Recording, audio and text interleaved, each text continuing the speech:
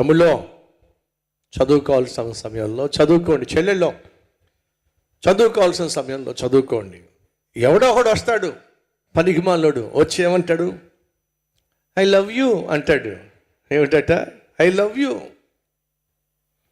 లేదా ఎవరితో కొత్త వస్తే పనికిమాలింది, చదువు సంజయ్ లేనిది వచ్చి, తమ్ముడో నిన్ను చూసి ఐ లవ్ యూ అంటుంది.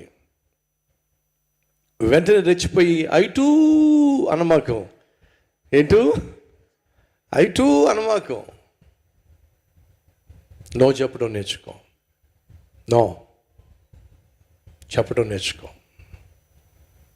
ఎక్కడైతే నువ్వు నో చెప్పాలో అక్కడ ఎన్నిసార్లు అయితే నో చెబుతావో అన్నిసార్లు నీ జీవితంలో విజయము సాధించి ముందుకెళ్తావు.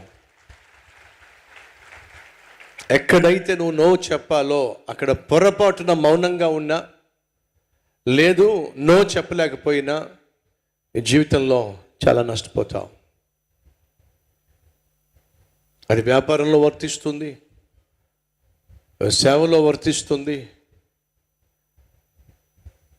కుటుంబంలో వర్తిస్తుంది, చదువులో వర్తిస్తుంది. నువ్వు పుట్టినప్పటి నుంచి చచ్చిపోయేంత వరకు నీ జీవితంలో 2 విషయాలు.